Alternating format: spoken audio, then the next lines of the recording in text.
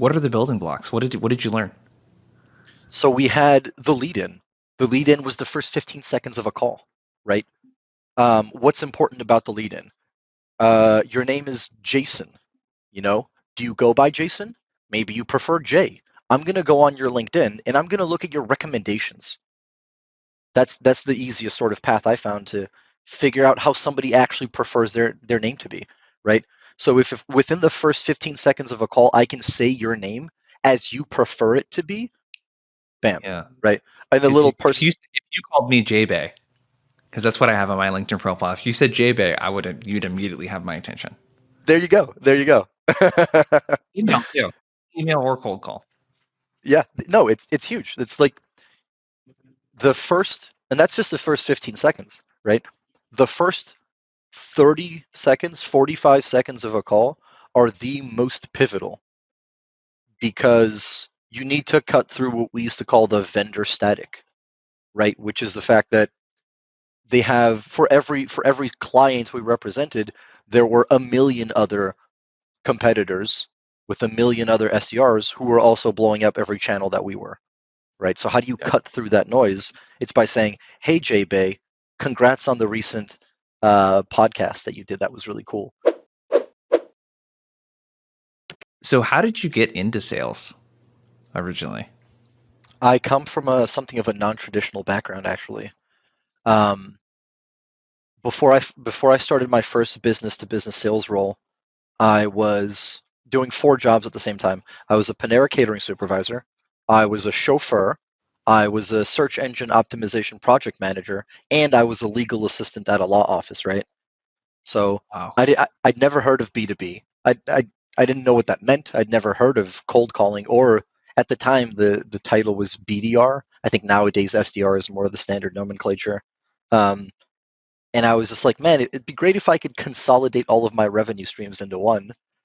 And despite not having a bachelor's degree and having that be a hard requirement for the role that I applied for at Vorsight originally, I was like, give me a shot. Come on. Yeah. So 4 jobs. Why 4 jobs?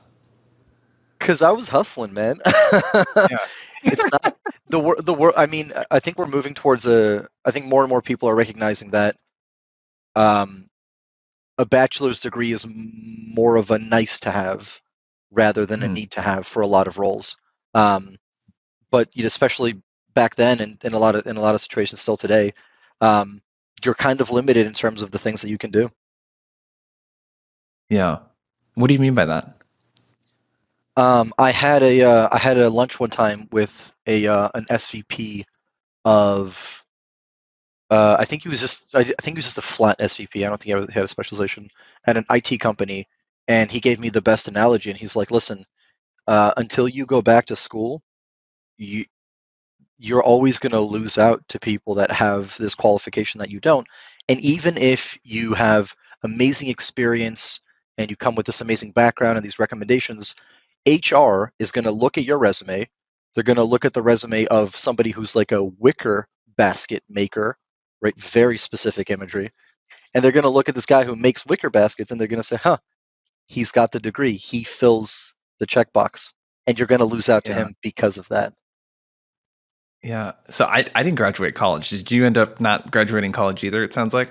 Same. I mean, I went to Yeah. college, and part of my thing is like since I was 19 years old, I've been living by myself. So I've always been like financially Yeah. independent. When I was in school, I was like working full time. It doesn't help that I changed my major a bunch of times. But at one point, I was like, listen, I can't work full time and go to school full time and keep changing my majors. I need to come back to this when I can. Yeah. And that's kind of and I do, for the record, I am gonna go back to school one day and study data science. Oh, there we go. That's something useful, because I went to school originally I majored in criminology in forensic science. So I wanted to be That's a forensic cool. That is scientist, so cool. but it wasn't though. It was you sit in a lab all day and you analyze evidence. It's not like CSI where you analyze evidence and you get to carry a gun around and be a police Right, officer and do all right. this other stuff, in a 45-minute episode or whatever. But I stumbled into sales. It sounds like a lot like you did. It was just a way to make money. I was 19, and the pitch to me was run a house painting business over the summer with this big company or whatever, Mhm. and make $10,000. And I ended up making $30,000 that summer, dude, selling painting services. And I was like, oh man, I love this. But so was that your first sales job then? Okay. Yep, that was my So first sales gig. what was it like? What was it like in that role in terms of like training, onboarding, all that stuff? Because Vorsight is one of those companies that really, from my understanding, is like really just nailed down their process and framework and that sort of stuff. What was it like first 90 days on that job, if you remember? Uh, I do, and I was later involved in the training of it, so I became pretty familiar with it. It was so it's interesting. When I started, our training was actually longer than by the time I left. When I Mm. started, um, and for some context, the whole Vorsight had developed their own proprietary cold calling methodology. So even though we were an outsourced um, appointment setting shop, we really like I think 80% of the meetings or the demos that we scheduled came over the phone. Right, that's really where our strength was. So when I started, I don't think we started actually calling people and hitting the phones until month 2. Maybe week 4, week 5, week 6, something like that. When I left, um, and this is the great credit for this sort of for reworking this, and I think to the great benefit of the SDRs and the organization goes to Kristen Bazire, who was the VP of operations when I left. But when I left, people were hitting the phones on week 2, week 3. Yeah. But to answer your question, like the beginning of it is, uh, we I it was very like it was very simple. It was really simple language, really dumbed down, and they kind of, regardless of the fact that every other person there had a bachelor's degree and sometimes even a little more, the training was always like, I'm just gonna assume like you don't know anything, and we're gonna move on from there. And it was exactly what I needed, and what I've since found to be the best sort of starting point. Yeah. And were you assigned to be an SDR for a client of theirs, or were you doing SDR work on behalf of Foresight? If that makes Um, sense. yeah, it does make sense. I was All of the SDRs there only ever did work on behalf of clients. It wasn't until I was, three or four promotions later that I was managing the sales department that I was the dedicated sort of Vorsight SDR.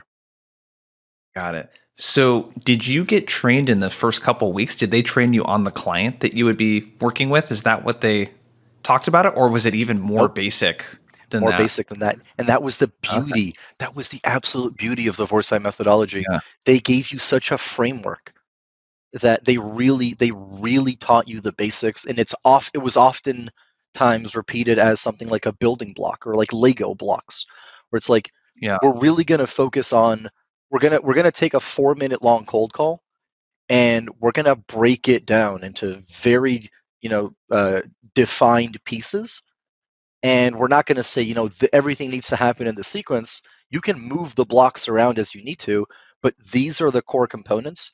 This is how you can ask effective questions to get where you want to go, and this is how you can do it regardless of what or who you're talking about. And at the time, it was like, oh, okay, this makes sense. And nowadays, it's like, holy crap, that was amazing. Yeah. What are the building blocks? What did you learn? So we had the lead in. The lead in was the first 15 seconds of a call, right? What's important about the lead in? Your name is Jason.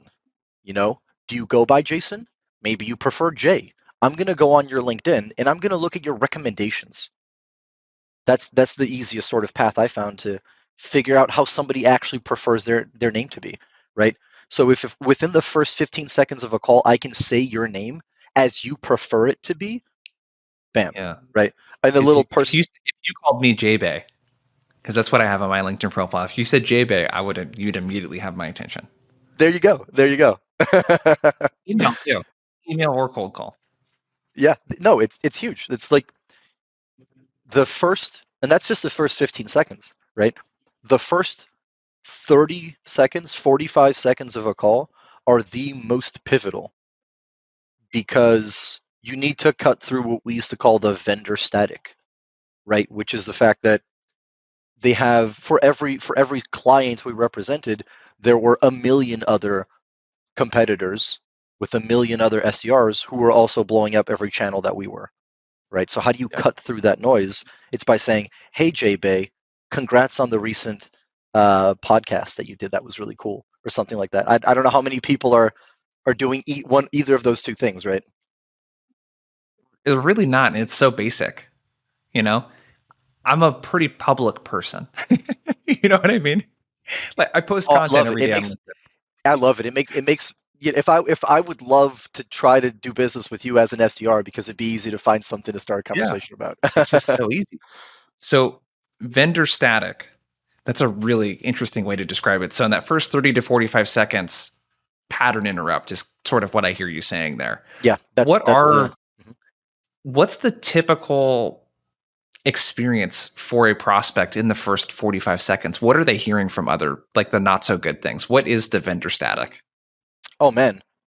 Ideally, the worst case scenario or the best case scenario for us Vorsight SDRs in terms of how terrible every other SDR is like, "Hi, is this Jason? Hi, Jason. This is Rodrigo Baptista. I'm calling from a company called whatever. Um, we have a solution for sales leaders, and I really wanted to talk to you about it. Do you have maybe a minute? Do you have, or if you get snazzy, you can be like, or people think that, to be fair, there's value in it, but people think that like saying, "Hey, Jason, this is Rod Baptista with ZoomInfo. I have a product that I wanted to talk to you about. Do you have 37 seconds? Can I like take 37 seconds of your time?" People think that that's Yeah. sufficient to cut through vendor static, but it ain't. Yeah. So what I heard, and I chuckled when you did that because it's so classic. It's such a classic cold call, right? Is the whole purpose of that first part of the call was for you to tell me about your stuff. That was the purpose. And that's all you did was just tell me about you. hmm So what should we do instead? What did they teach you how to do instead? Talk about talk about you. Talk about you, Jason. Be like, "Hey, J Bay, this is Rod Baptista at ZoomInfo. Um, and interestingly enough, I would always ask for permission back then. I've since even moved away from that. So nowadays it'd be something like, "Hey, J Bay, this is Rod Baptista at ZoomInfo.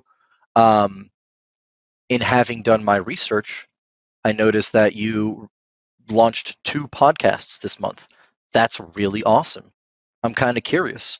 Are you growing your sales teams as part of your podcasting?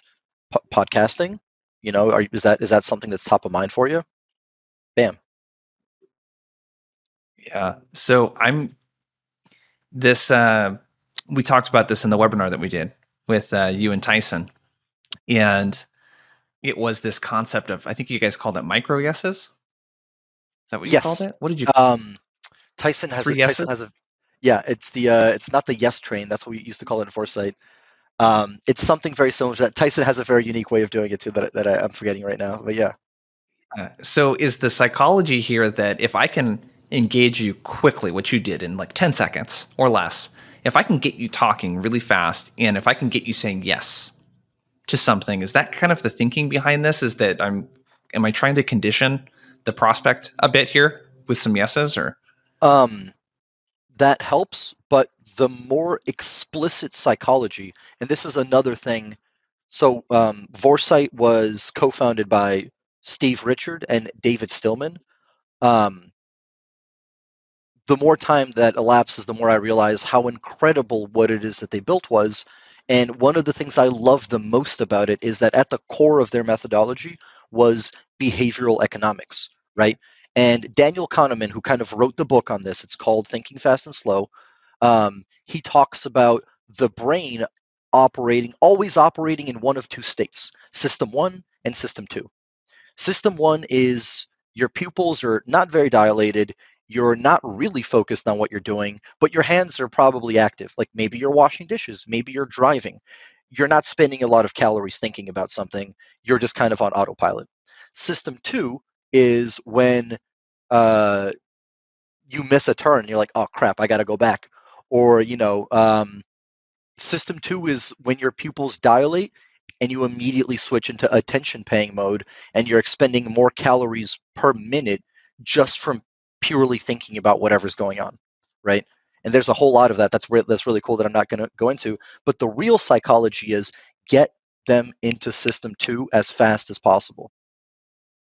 So be that with a yes, but more importantly, have it be something about them, have it be something specific, and if you accomplish both of those two things, you'll accomplish the third, which is have it be different from what everybody else is doing.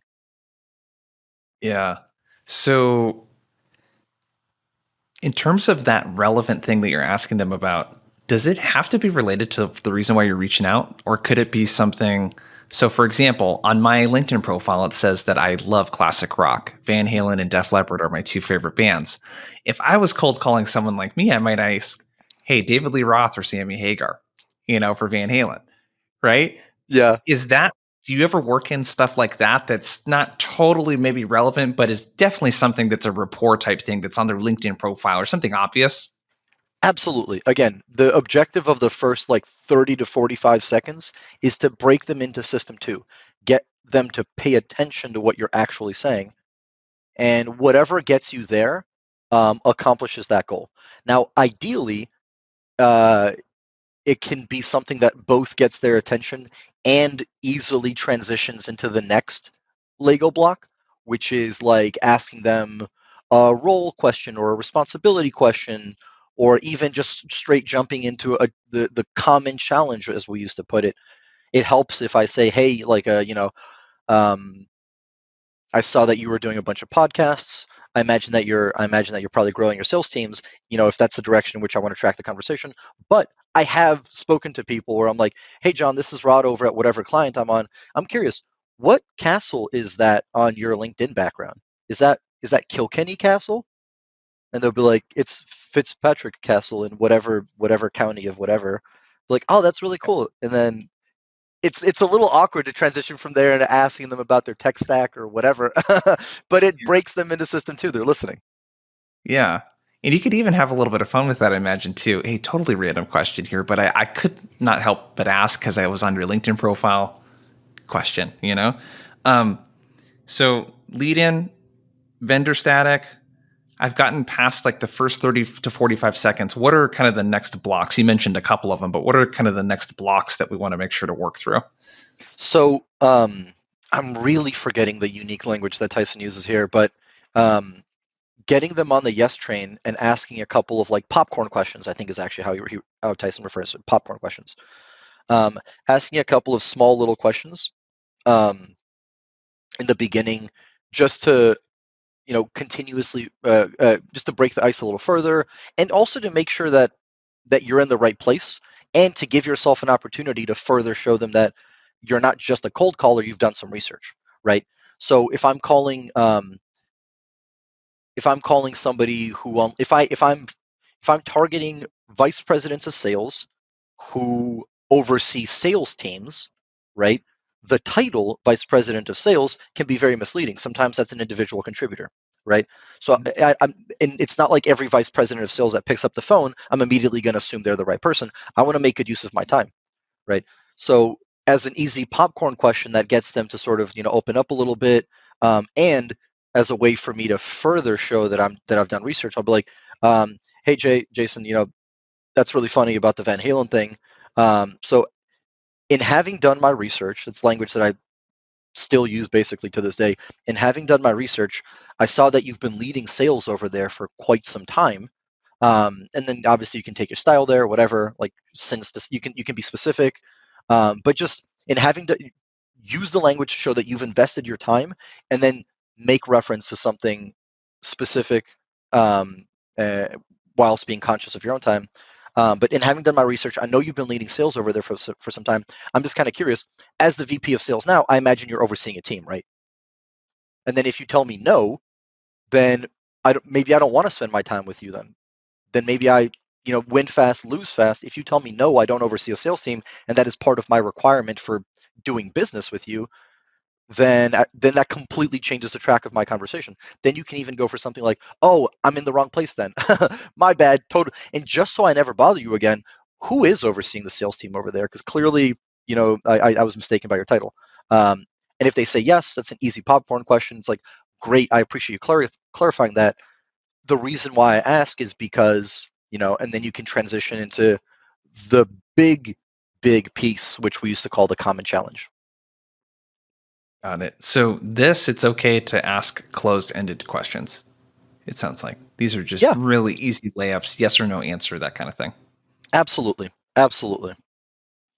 Got it. especially So, especially because you've broken them in the system too. Now they're listening to you. It mhm, An additional way to afford yourself runway is to show them that you've invested your time into their world, right? yeah, the system one and system two thing is really interesting. It just totally makes sense because if you pick up the phone randomly, most of the time the person is doing something else. They might be out and about. They might be sitting at their computer processing email. They might be in a Zoom meeting, maybe, that sort of thing. So the challenge question, what, how, with this, my question is, how do you talk about something that someone might be having challenges with, yet do it in a way that gets them receptive to talking about it? And the reason I Yeah, ask that question is that a lot of times the tonality would be something like, hey, Rod, we talked to a lot of VPs of sales like you that are really, you know, not doing well at outbound with their team. Their team's not getting, and it's like we basically tell the person that they have a problem yeah. versus kind of leaning into being curious. What's your kind of mindset and stance coming into the challenge? In my opinion, this was the biggest, simplest, most pivotal component of the Foresight methodology. And the common challenge can be deconstructed into a couple of elements. The first being client voice. So when you're like, Mhm. when the way that the example that you gave just now of being like, we talked to a lot of VPs of sales and they're struggling with um, doing outbound or whatever. Uh, in as much as possible, really try to make it sound like whatever you're saying is coming out of their mouth, right? In speaking with other VPs of sales, they're telling us, right? This isn't like a conclusion that I came to from talking to them. This is literally what I'm hearing from them. They're telling Yeah. us, and then the the next component, which is the challenge itself, you can't call someone's baby ugly. You have to avoid uh, potentially attacking a process or a solution because you never know if the person you're speaking to was the champion for that process or that solution. Um, Yep. so you can the best way to do that is to either leverage a trend or to just make it seem like it's a you can either leverage an existing trend or you can make it seem like it's a trend or you can give them um, an easy sort of like is that how are you seeing that. So for example, you can be like, hey, from speaking with a lot of VPs of sales, they're telling us that outbound is really hard right now. I'm kind of curious, how are you seeing that? And this is the point at which it's very important to have an open-ended question. It's like, I'm curious, a lot of VPs of sales in your industry or whatever are telling me that it's very hard to do outbound right now. I'm curious, how are you seeing that? How are you tackling that? How is that affecting you? That's if it were a trend, right? Um, if you wanted to make it seem like less of a trend, it's like in speaking with a lot of VPs of sales, um, they're telling us that uh, sales teams are finding it really difficult to do outbound right now, either because people aren't responding to emails as much, everybody's going back into the office. Like, make it seem like there are things outside of their control that are happening. Um, and they tell me that they're usually either outsourcing their outbound sales or they're sort of investing more into their existing teams. Which boat are you guys in, right? It's less of an open-ended question, and it does give them a few outs, but it's also an opportunity for you to sound more like a peer. And Yeah. actually, that's across everything that's happening. The most important underlying component is you might be a kid with 4 jobs that's trying to do business to business for the first time in his life, or you might be somebody with a master's degree in geriatric psychiatry who's taking a weird turn from that field. At the end of the day, as soon as somebody answers, you are their peer. If it's a VP of sales, talk to them like you're a VP of sales. You really have to believe it.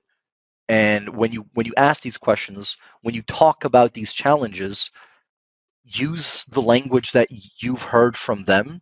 Consume as much resource, consume as much content as you can to sound knowledgeable on the field, and just be a peer. Don't call anybody sir or madam, because that's not how we talk to each other, right? Yeah. Yeah. I love the peer piece. The LinkedIn did in their 2020 State of Sales report, they surveyed 10,000 people between buyers and sellers. Mm, And 88% of the buyers said they would only do business with a sales professional that they deemed a trusted advisor. And I was like, oh, that's a really interesting stat, you know, that they would only do business with someone that they saw as a peer, a trusted advisor, a consultant, someone that really knew their shit, you know? hmm hmm And I love it, like that peer thing that you're uh, like it's the opposite of a telemarketer, you know? It's peer. I'm speaking to you as another one of you. So I love I call them this or that questions. So you did like are you doing it this way or that way? Like I love that. Like you're giving them options and again demonstrating the business acumen. Where do we go from there? So we have that lead in, the vendor static, the roles, responsibility, popcorn kind of questions. We got the hmm challenge. What's next?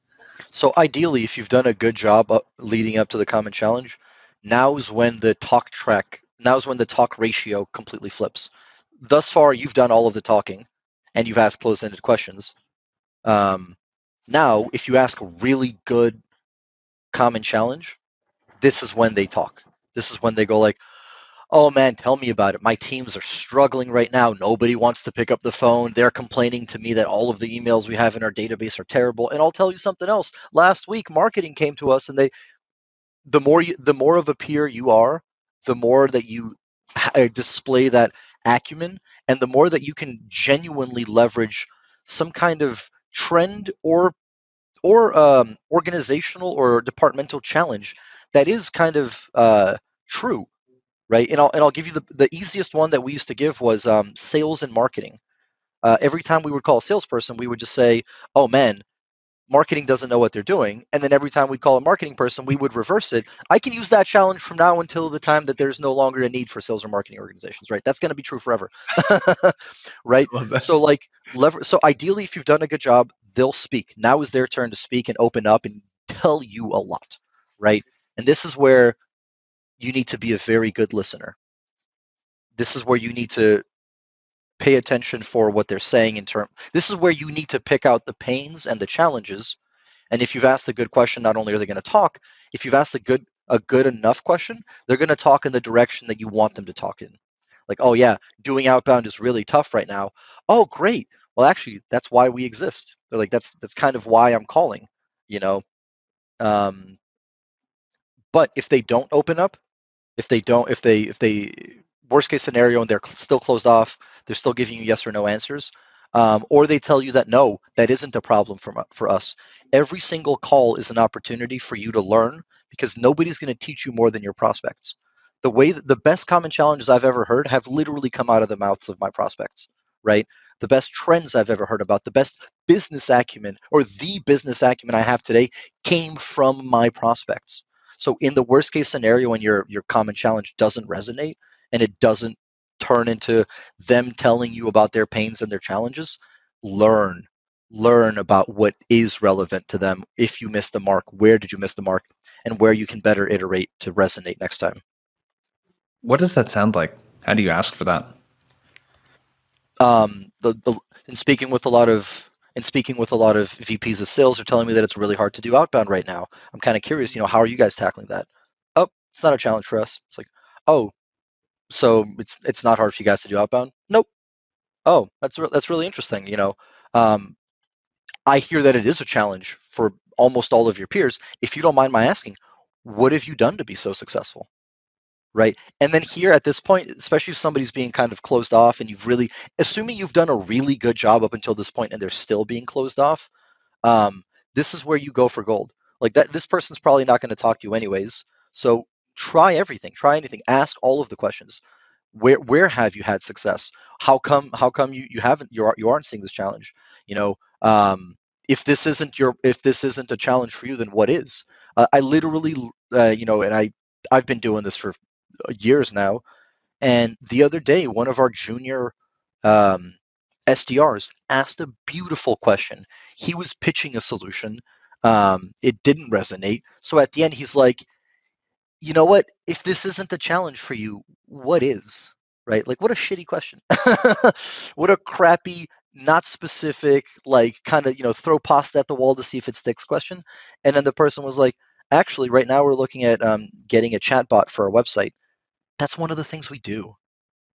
So worst Yeah. case scenario, and it doesn't, and your common challenge doesn't resonate, go for broke. Ask everything, because at that point, if it doesn't resonate, it's almost like it's a lot harder to get that meeting. It's a lot harder to progress that conversation.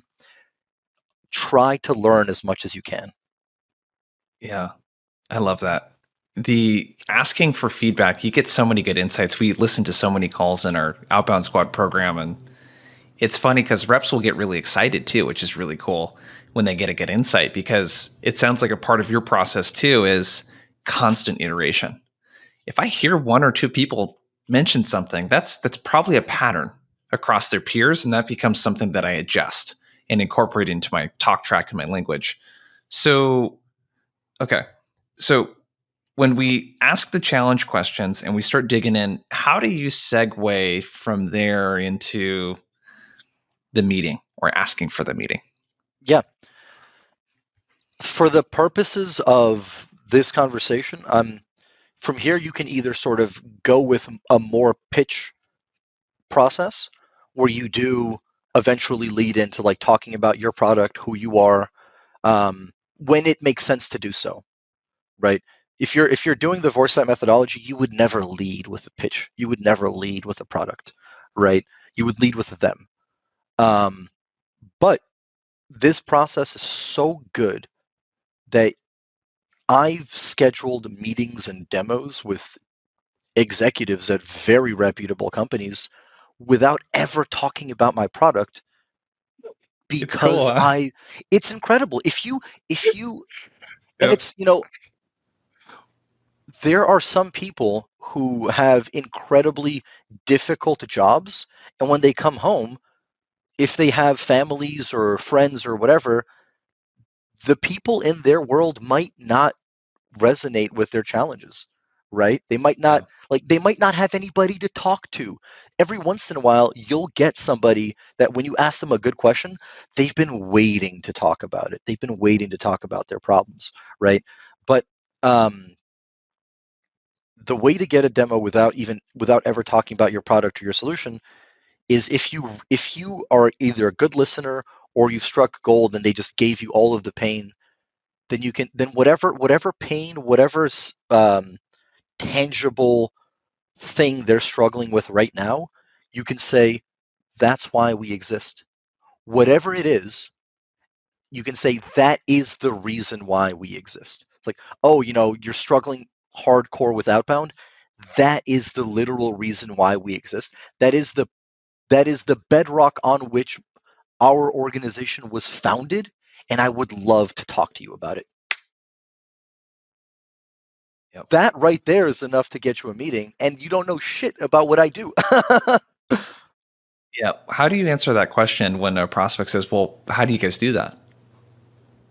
If I wanted to like keep not talking about it, which at this point, if a prospect is asking questions, especially this late in the call, that doesn't hurt you to go into it. Um, but one of the core tenets of the Vorsight methodology was also know just enough to be deadly. The best SDRs are not product experts. The Mhm. best SDRs are the kind of people that know just enough to answer surface level questions. And if they're like, how do you do that? It's like, oh, we have a variety of ways, for example, and then you can insert a client story. It's like, oh, we do that for a variety of ways. For example, I was just talking to a waste management company last week who interestingly enough does a lot of outbound.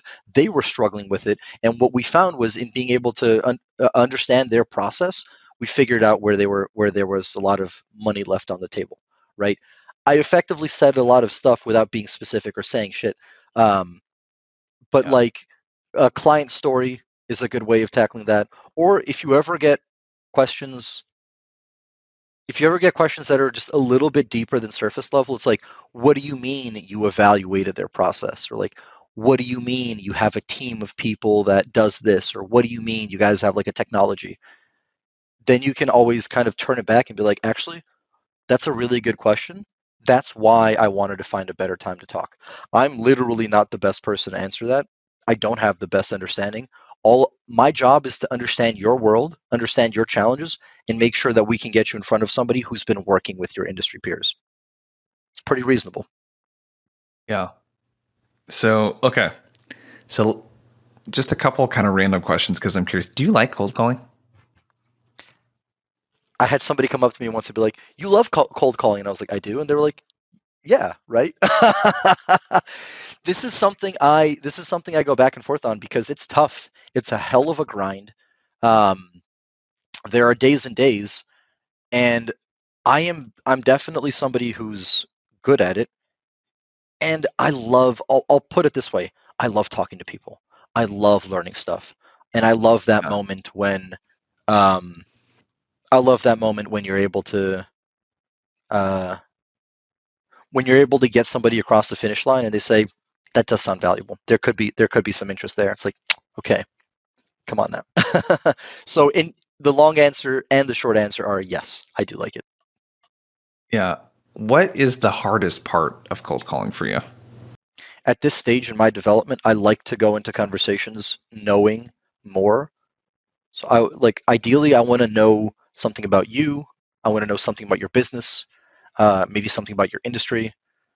But the best the best people that can produce meetings on at scale, they don't really need to know that much. Like it may be one factoid to get you into system 2 in the beginning, and then a really good common challenge, and you're off to the races. So I think the toughest part for me now is managing that balance of investing my time into like learning about them before I ever get them on the call. Tell me more about that. So especially working at a company like ZoomInfo, um, we talk. We've been around for 2 decades now. We are the market leader. Um, I'm every time somebody hasn't heard of who we are, I'm frankly kind of surprised. So Yeah. for that reason, almost every business I'm reaching out to has probably had some kind of interaction or relationship with us in the past, right?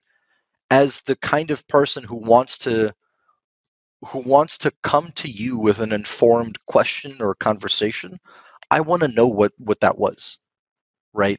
I want to know. Not only do I want to like look at your LinkedIn, see that you're a VP of sales, see that you've been there less than a quarter, and then guess that um, part of your roadmap is to shake things up and either maybe get rid of inefficient headcount or get some new tools in place or whatever. But you probably brought in with a particular kind of mandate. Not only am I already trying to surmise things about what it's like being in your literal shoes just from looking at your LinkedIn, I also want to know, have we spoken before? Have we interacted with you at a previous company before? How did that go? How can I leverage that? Right? And that's not always a good use of your time. Sometimes I'll put it this way, for every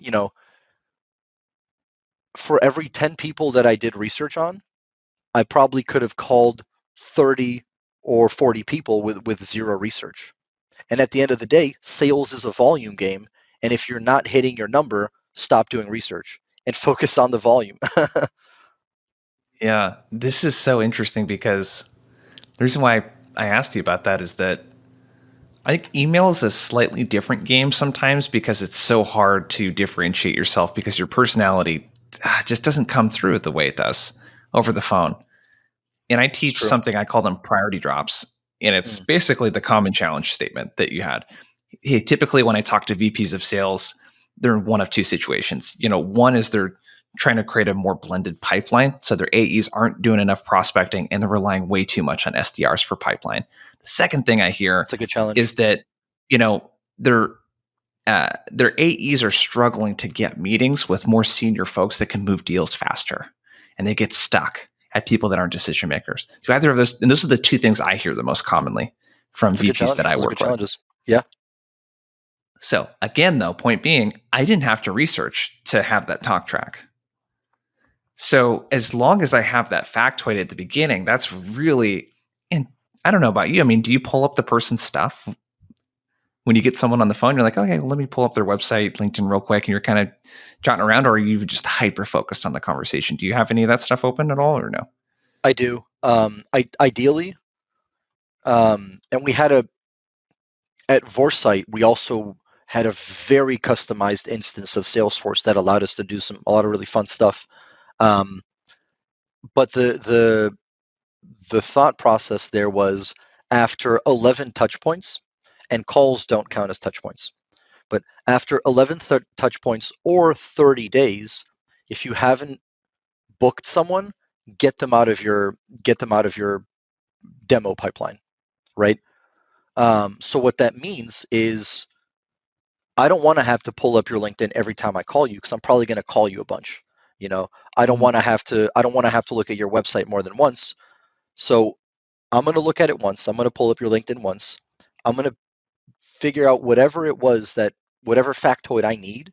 And by the time I left Foresight, I was so good at it, and I'd figured out ways to hack myself to make it easier for me that I would pull up whatever, either their website or the LinkedIn. I'd find a factoid, and we used to call it PCR, pre-call research, which was a customized Salesforce field that would be always visible every time I'm making that call. My pre-call research field would literally be the exact language I'm going to use to ask the question, right? Mm. It'd be like, hey, I know you've been leading sales since March of last year. How are things like how's the sales organization changed from last year to today? I feel like every quarter the world's a different place. Something like Yeah. that. I would literally write it. I would write the question in the exact language I would use to deliver it, and it was a very efficient process to not have to do too much research. Yeah. Yeah. This is something I struggle with so much because I think on the email side, again, you can get higher conversions typically, but there's a trade off at some point. And finding that middle ground can be tough. And I think that people on enterprise and strat, I think they over index on account research prior to breaking into an account. I could see when you have a sales motion going, and you're having to multi-thread and do a lot of stuff. But just to get the first couple meetings, I think that people put too much effort into it. I was about to look for something. There's a really good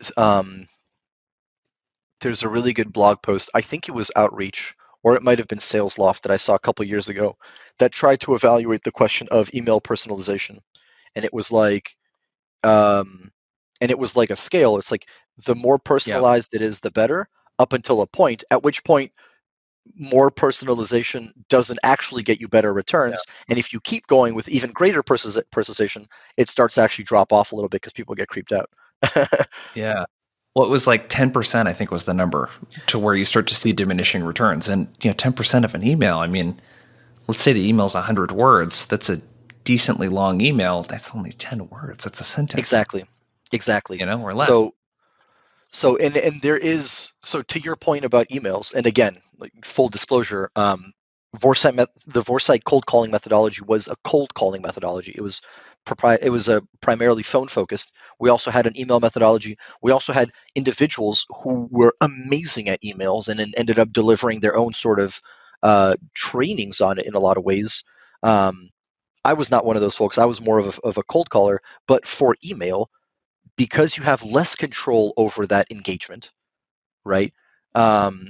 You are competing probably just as much in terms of vendor static, if not more, in terms of volume. Um, the the real battleground for personalization in emails is the subject line and the first one or two lines, because one, if people don't open your emails, it doesn't matter how good it is, and two, the email previews you get in today's phones will show the first couple of lines of an email, right? Yep. So that's the real battleground you have to win when competing against other SDRs. And for that reason, I think that probably aligns with the findings of the whatever blog post, where more personalization isn't necessarily better after a certain point, and that 10% is probably at the very beginning of that communication. Yeah, you're almost treating it like an activity in marketing. You wouldn't expect to go to a website and have it completely customized for you. You know what I mean? And there are landing pages that convert at a very high clip, you know, without any kind of customization on them. It's like, does this speak to me? Is really the thing. Yeah. Um, Dude, this has been great, man. I could talk to you for like another hour on this, but I want to make sure we get some rapid fire questions I want to get to. Okay. Um, Let's do it. I have a feeling I know how you're going to answer the first one.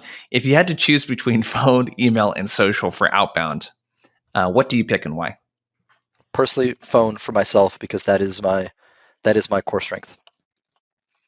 What is something you believe about sales that most would disagree with? I think everyone can do this job. Oh, really? Tell me more about that. I think there are so many different ways to do this job. There's some people that have success with just email.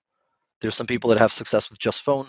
There's some people that have a lot of success texting and booking stuff on LinkedIn. There's some people that can't spell for their lives, and they still book meetings at like a pretty incredible rate for somebody who struggles with that kind of stuff.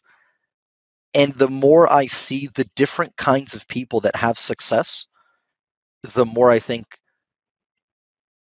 literally any people like to talk about disc personality types and all these other things and whatever. I think every single different kind of person can do this job, and they can do it well if they figure out where their strengths are and how to best leverage them. Knowing what you know now, what advice would you give to yourself as a rookie sales professional? It probably isn't different than the advice I would give myself if I had as much knowledge as I did back then, which was um, have a chip on your shoulder. In as much as the bachelor's degree thing doesn't really matter these days, or matters less, um, it helped me a lot to feel like I constantly need to prove myself against every single one of my peers, because they have something that I don't. They have more job security. They have better job opportunities. They get more job offers than I do, because they're the wicker basket maker and I'm not. And that gave me a fire that has gone unextinguished. Yeah, dude, I love that, man. That's great, dude. This has been really fun. Where's the best place for people to connect with you? All that kind of good stuff. Hit me up on LinkedIn. And if your company doesn't already use ZoomInfo, you might be getting a call from me. And make sure to subscribe to the podcast on Spotify, Apple Podcasts, wherever you listen to it. Leave us a honest rating, let you know what you think, and go ahead and connect with Rod. He's a pretty good dude. Thanks for coming on, man. Thank you for having me, Jason. It was a blast.